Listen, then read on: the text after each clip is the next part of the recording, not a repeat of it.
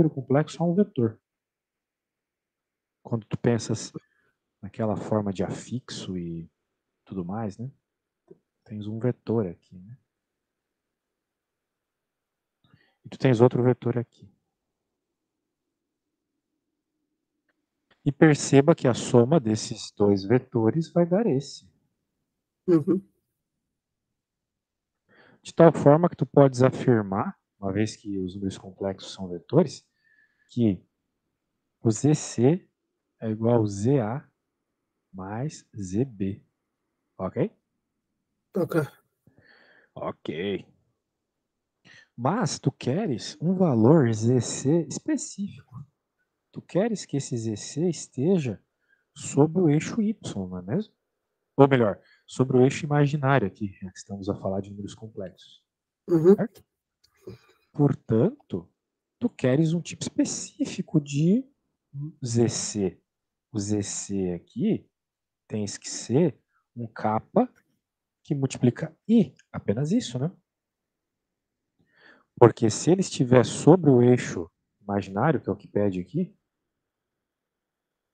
ele não vai ter parte Mas é... real. Ok. Percebe? Sim, sim. Pronto.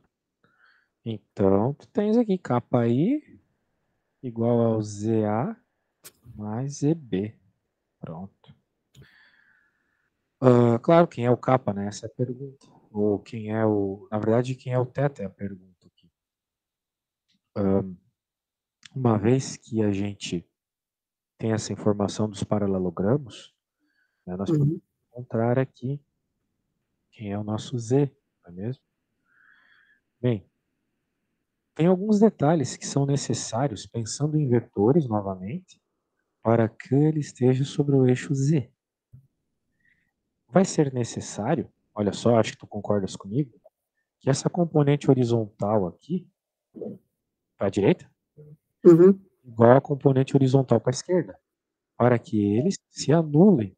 Concorda comigo? Sim.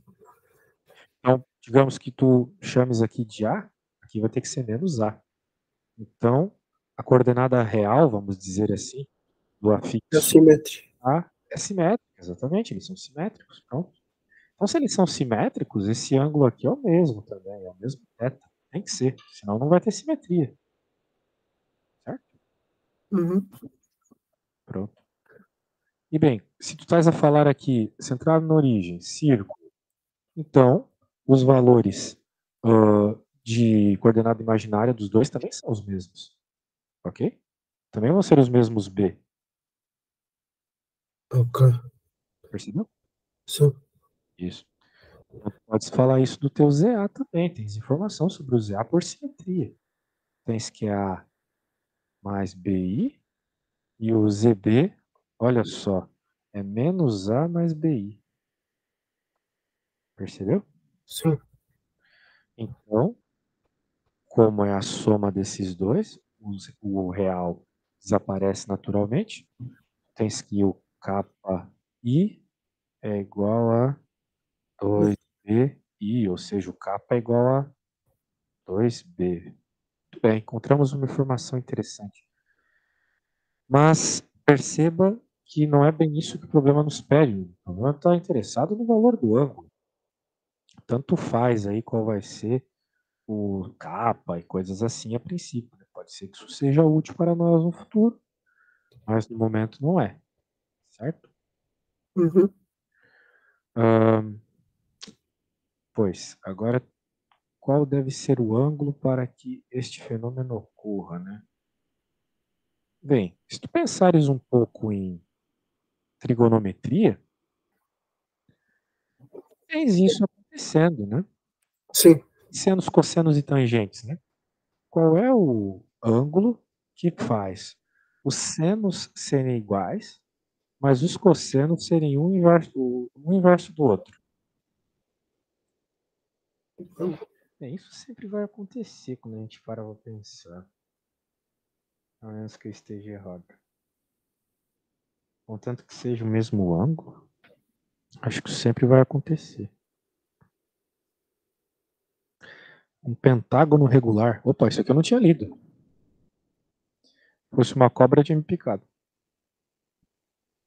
O segmento AB é um lado de um pentágono regular. Hum. Tu não tinha lido isso também? Eu não tinha visto. Não, também não. Poxa, pentágono regular. Se é um pentágono regular, dá para saber qual é esse ângulo aqui. Sabes como encontrar esse ângulo? Sabes como encontrar aquele ângulo ali? O... Esse aqui, desculpa, é que minha caneta às vezes bloqueia. Vamos chamar de φ. Vai ser importante encontrar esse ângulo, né? Sabes encontrar pensando que é um pentágono regular? Eu posso dividir em dois, por exemplo. 2 não, né? 5. Pentágono tem 5 lados, certo? Sim, mas assim. A ideia é essa. Se o pentágono tem 5 lados, tu tens que encontrar qual é a soma dos ângulos internos de um pentágono e depois dividir por 5. Isso vai te dar qual é o ângulo da, da figura. Deixa eu pegar um pentágono para te mostrar aqui. Esse é um lado de um pentágono, esse azulzinho, tá bom? É como se, sei lá, fosse uma parte aqui. Claro, eu não consegui desenhar direito e o pentágono é regular. Mas eu quero que tu penses o seguinte. Aquele lado lá é o lado de um pentágono regular, ok? Uhum. Então, um pentágono regular é um pentágono com lados do mesmo tamanho. Sim. Portanto, esses ângulos aqui são iguais. E, como é um lado, né, tu tens ali o centro do pentágono, de acordo com o enunciado, e tu tens isso aqui, não é? É como se esse cara fosse aquilo que nós temos na figura. Fosse Uhum. esse aqui, certo? Tá bom. Então, tu estás procurando esse ângulo aqui, que vai ser importante para a resolução da conta, certo? Sim. É um pentágono regular, todos esses ângulos aqui vão ser os mesmos. Como o pentágono tem 5 lados, e a soma de todos esses ângulos aqui daria 360, eu acho que tu concordas comigo que o φ vai ser 360 dividido por 5, né? Sim. Isso dá quanto? Uh,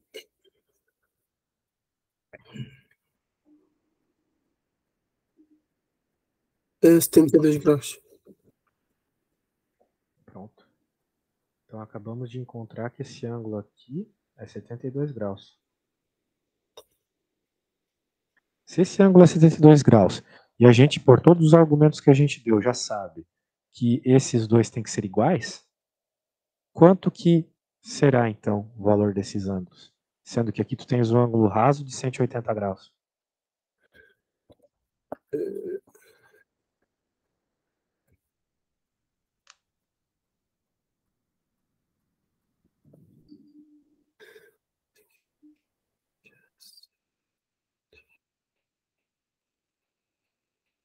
É 49. Não. É 54 graus. 54 graus? Vamos ver. 72 a dividir por 36 a dividir por 5 dá 7, isso mesmo, muito bem. Então agora tu tens θ, 2θ, né? Mais 72 igual a 180. Passou para o outro lado, vai ficar 2θ igual a 108, né? Uhum. É isso? 108. Agora dividir, vai ficar 54, é verdade. Só que o problema tem as respostas aqui, né? A gente já encontrou o ângulo. Só que nós encontramos o ângulo em graus. Agora tem que passar para radianos. Sabes passar de graus para radianos? Porque as respostas estão em radianos. Por acaso eu não me recordo. Tem que pensar assim, ó.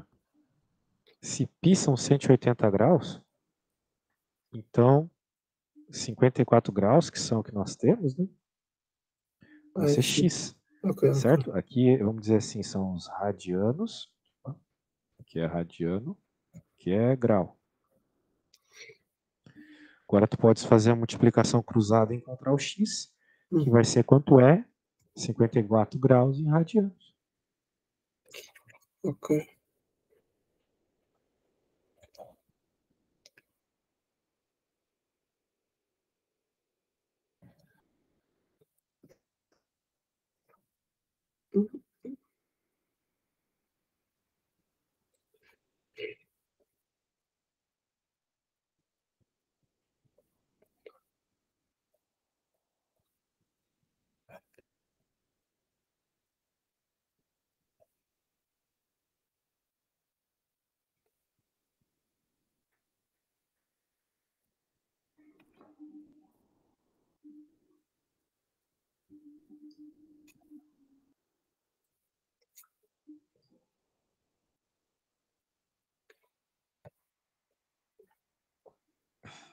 Ok.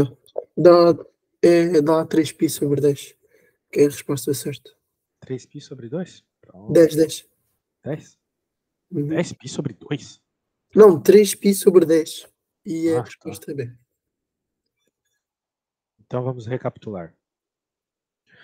Tínhamos um paralelogramo, percebemos que, uma vez que ele falou paralelogramo, nós sabemos que tem a tal da soma dos vetores, que é dada por um paralelogramo, então C é a soma de A e B. Apesar de ser complexos, tu pode pensar por um ponto de vista de ângulo. Só que para que o ponto C esteja sob o eixo imaginário, é necessário que as componentes horizontais ali sejam as mesmas. Uma negativa e outra positiva, vai somar, vai anular. Portanto, os ângulos têm que ser iguais. E como esse azul que eu fiz ali, de acordo com o enunciado, é um segmento, é um lado do pentágono regular, então tu sabes aquele φ. Só fazer a divisão de 360 por 5. Tendo essa informação e tendo a informação que os dois tetas são iguais por simetria, tu encontras a resposta, ok? Na prática, nem precisou de número complexo aqui. Concorda comigo? Sim. Usou número complexo para nada aqui. Maravilha. Eu fiz toda uma conta inútil aqui, se tu parar pra pensar. Não serviu para nada isso aqui. Sim. Então eu vou Pensando até bem. colocar. Só de enfeite ficou aqui para dizer que eu trabalhei um pouco. É que eu também não sabia no começo. Fui achar que precisava, porque eu não tinha visto essa informação aqui. Isso salvou. Muito bem. Então, muito bem. Vamos para a próxima. Tens outra aí para mim? Ah, 9, né? Então, sim. Deixa eu pegar aqui.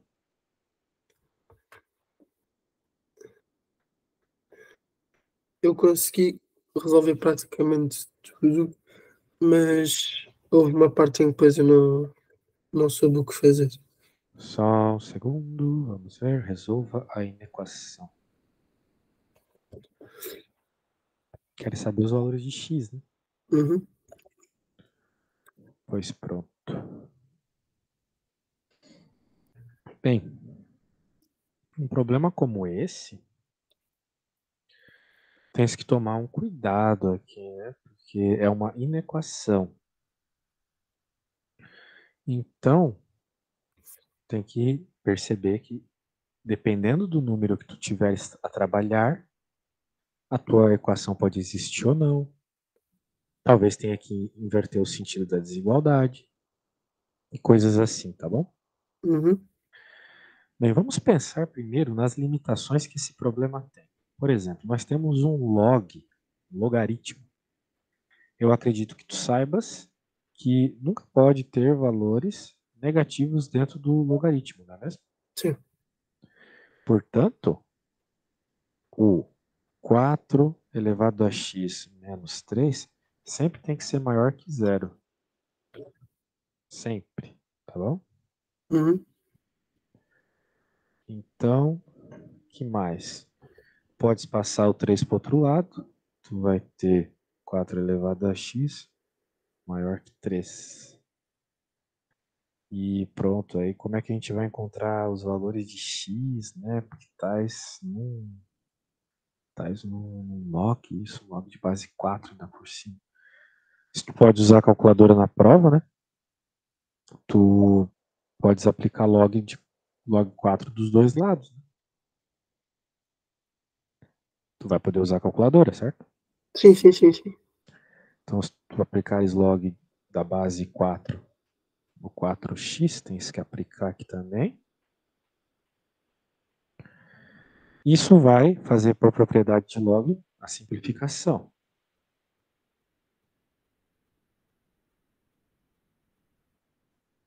Ok? Então, x tem que ser sempre maior que o log da base 4 do número 3. Tu consegues me dizer qual número é esse? Porque isso é um número. Se tu jogares na calculadora, tu vai ver que é um número. Sim.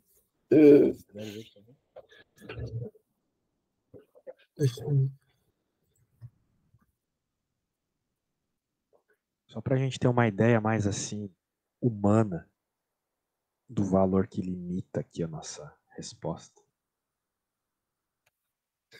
Deixa eu ver.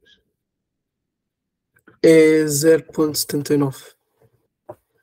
Então eu vou arredondar para 0,8. Sim. Portanto, pela restrição, só pode trabalhar com números maiores que 0,8. Ok. Ok? Por que que isso é muito importante?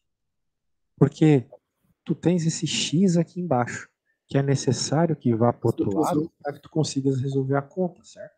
Uhum. O problema é que se esse x fosse negativo, se existisse a possibilidade dele ser negativo, a hora que tu fosse multiplicar aqui, tu terias que inverter o sentido da desigualdade. Ok. Percebe? Yeah. Sim. Pronto. Mas como não existe a possibilidade dele ser negativo, então tu não vai se preocupar com isso. Eu vou escrever tudo isso, tá bom? Deixa eu escrever aqui.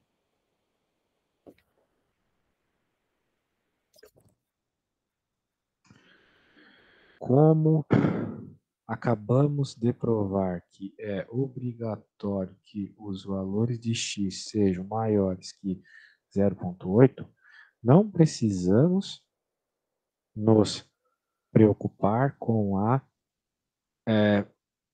vamos colocar entre aspas, parte negativa do domínio, o que inverteria o sentido da desigualdade a hora que mandássemos o x que está debaixo da fração para a direita. Não vamos nos preocupar com isso, esse x só pode ser positivo, tá bom? Uhum.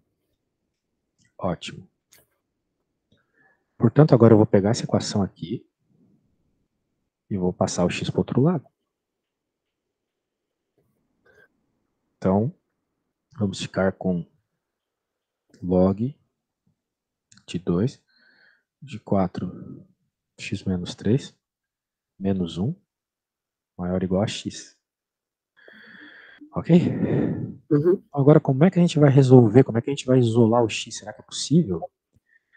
Eu acho que não. O que eu fiz foi mandar um para o outro lado e depois meter o 4x menos 3 menor ou igual que Isso, 2 elevado a x mais 1. exatamente. Tu podes fazer isso, então vai ficar, depois de tudo que tu falasse, vai ficar 4x menos 3 Uhum. menor ou igual que 2 elevado a x menos 1, né? Sim. Isso. Isso é uma conta bem interessante de fazer. Tu sabes resolver isso? Eu acredito que tenha que transformar o 4 em base 2. Exato, vamos transformar o 4 em base 2. 2, como é 4 é 2 ao quadrado, é 2 elevado a 2 elevado a x.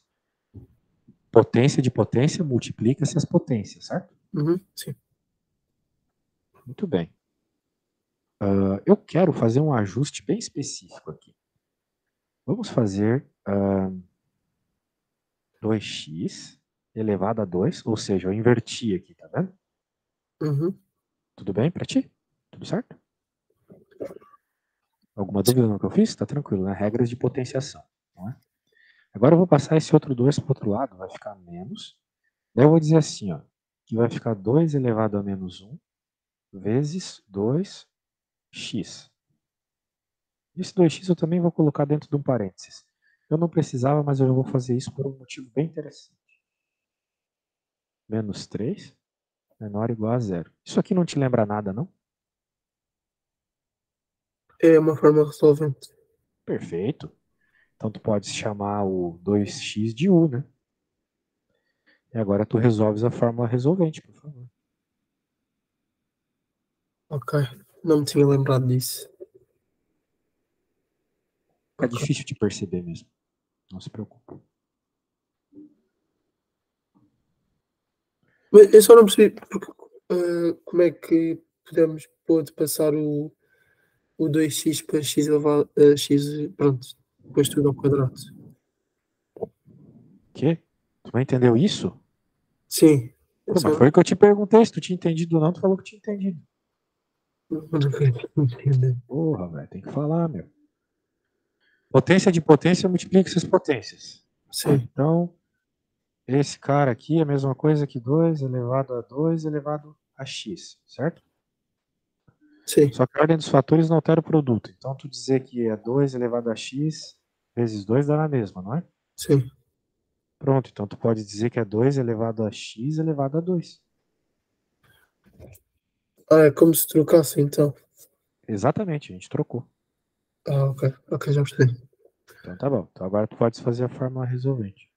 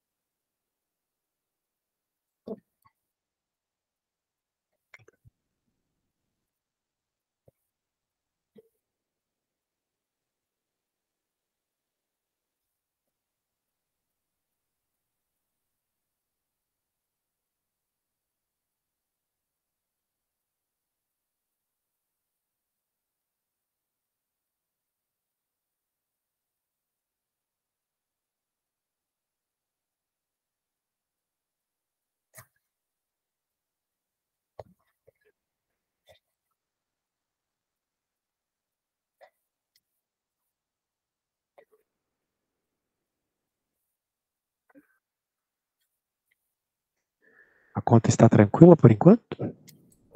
Deu-me 2, Deu o 2? x Como igual a assim? 2. X igual a 2? Mas não é uma fórmula resolvente? Não tem que ter duas respostas? Sim, e o outro é. Estava a acabar agora. É menos 3 mais.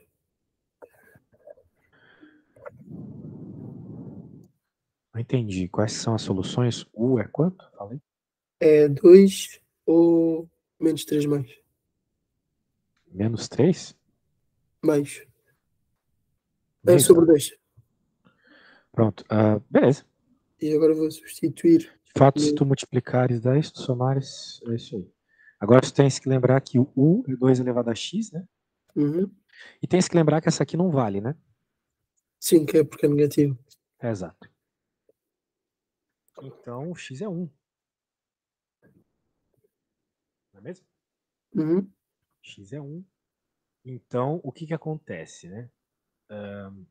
O x é 1. O problema é que nós estamos a falar aqui de uma desigualdade. Né? Então, tu tens uma raiz no 1. O que significa dizer o seguinte, vamos fazer um gráfico rápido aqui para tu perceber mais ou menos o que está a acontecer aqui. Se uma raiz é aqui, no 1, não significa que para antes do 1, supostamente tu vai ter respostas negativas e para depois tu vai ter respostas positivas, certo? Sim. Já que tu tens uma parábola virada para cima. Como tu queres respostas negativas, a tua solução vai ser desde o primeiro valor de x possível, que tens que ver qual é na tua análise, até o 1. Ok? Agora, qual que é o primeiro valor de x possível? De acordo com as contas que nós fizemos, é o 0,8. É verdade. Então, o domínio dessa função vai de 0,8 até 1. Percebeu? Sim. Aí sim. Então, não começa exatamente do 0, mas sim do 0,8. Pronto, então tá aí o domínio. 0,8 aberto, não pode 0,8, até o 1. Como tu queres maior ou igual, 1 fechado. Pronto. Ok? Pronto, muito bom. Tens outra aí? Muitos detalhes. Essa aqui foi uma questão cheia de detalhes, né? Não é difícil, mas ela é muito detalhada. Muito detalhada.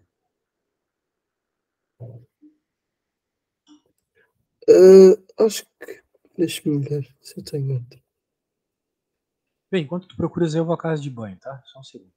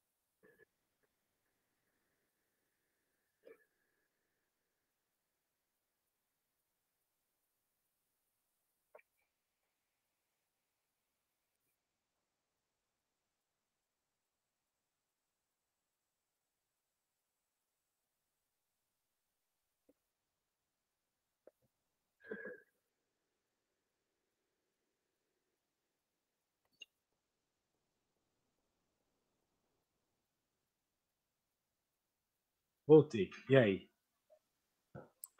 Me Ah, diga. Temos novas questões? temos é assim a última. Ah, ok, vou mandar foto.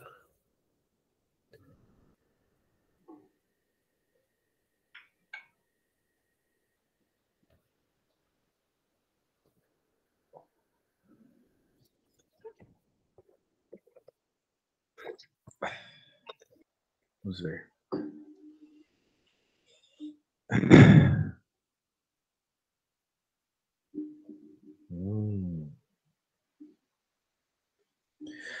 Progressão geométrica. Considera a progressão geométrica decrescente de termos positivos. Ela está decrescendo, os termos são positivos, tá bom. Uhum. Sabe-se que 2 o 3 mais 2 1 igual a 5 2 e que o 3 mais o 4 até o 10 é 510. Determine uma expressão do termo geral de N.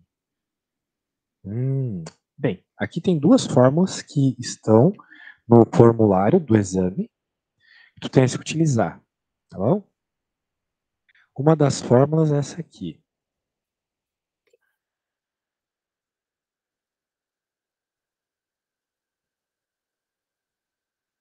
Que é Uhum. a forma de um termo genérico, um termo genérico, um termo qualquer, né? Na expressão. E tem uma outra fórmula, que é o somatório dos termos de uma progressão geométrica. Isso eu não lembro de cabeça, para ser bem sincero. Então eu vou pegar essa fórmula aqui na minha pasta. Só um segundo. Vou até te enviar também. Ó, tá aqui. Nós estamos falando desse aqui, soma. Esse aqui. Então, deixa eu te enviar esse print screen. Nós queremos este. Ok. Porque tu tens uma soma, né? Uhum. Sim. Só que o que, que acontece? Essa soma aqui começa no terceiro termo. Sim. Mas essa soma aqui começa no primeiro termo. Portanto, né, tu tens que excluir o primeiro e o segundo, se tu quiseres usar essa equação. Uhum. Né, porque essa aqui vai somar do primeiro até o décimo. Então tem que excluir o primeiro e o segundo que não tem aqui. Bem, com isso dá para resolver a conta. Será que tu consegues aí começar, pelo menos? Ah, Perceba que tu não tens nada, né? Mas, por exemplo, o 3. Só um exemplo, aqui tem o 3, por exemplo.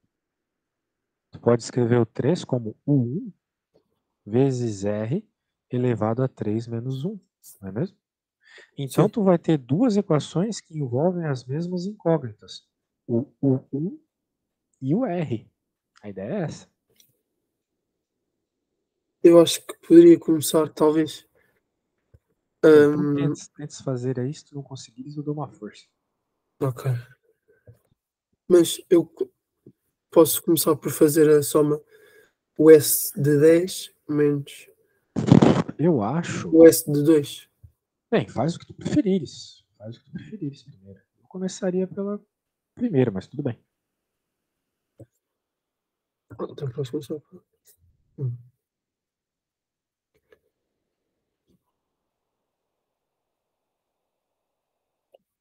ok.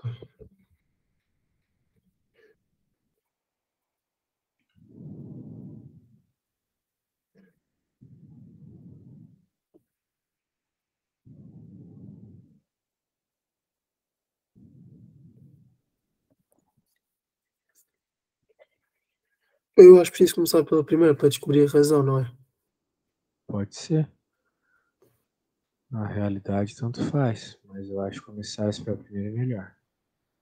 Ok.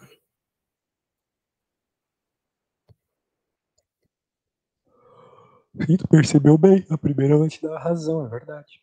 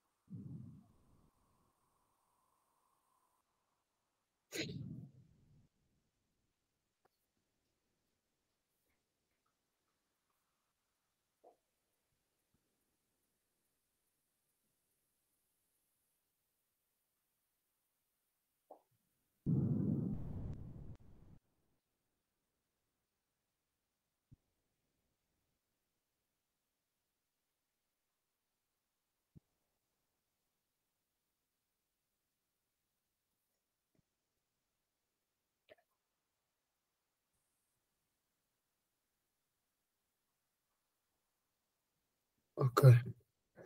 Eu descobri que a razão é igual a um meio. Oi, não escutei nada que você falou. Qual que é a razão? Desculpa, Tu encontrou que é um meio a razão? um meio, sim.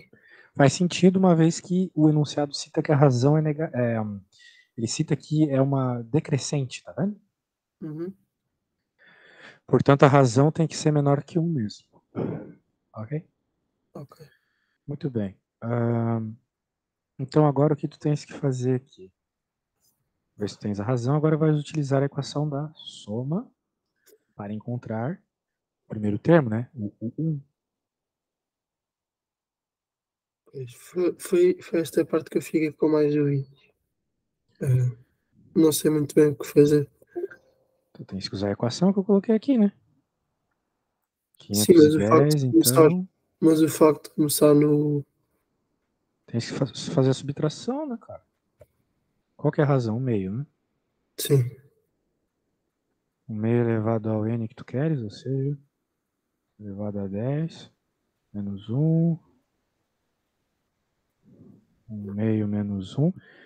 Se não tens o primeiro e o segundo, subtrai o primeiro e o segundo, pronto. É isso? Ok. Então é a soma de todo mundo, mas não tem o primeiro e o segundo, então subtrai eles. Menos 1, menos... Ah, bem, não vai caber, deixa eu levar lá para baixo. Ok.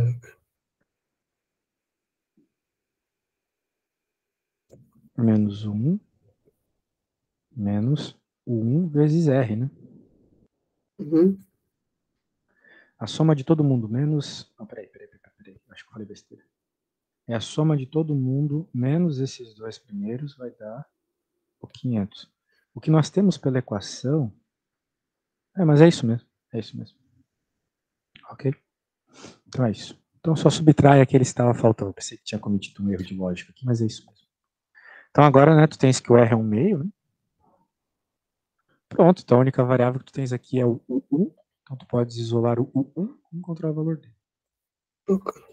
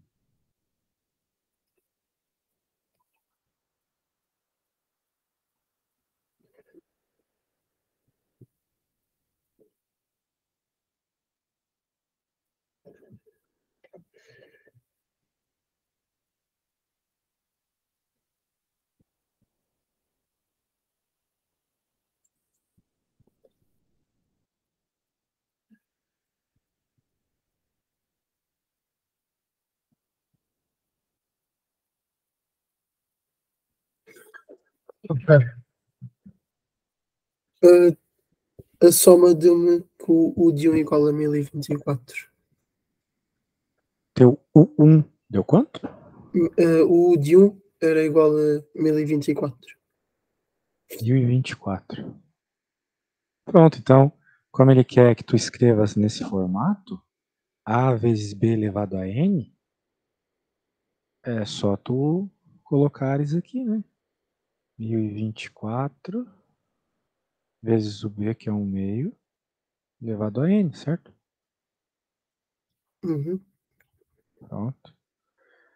Muito bem. Então, ó, o problema dessa aqui não é as contas, mas sim você ter convicção de que se tu fizeres as contas, tu vai encontrar o que o problema está a pedir.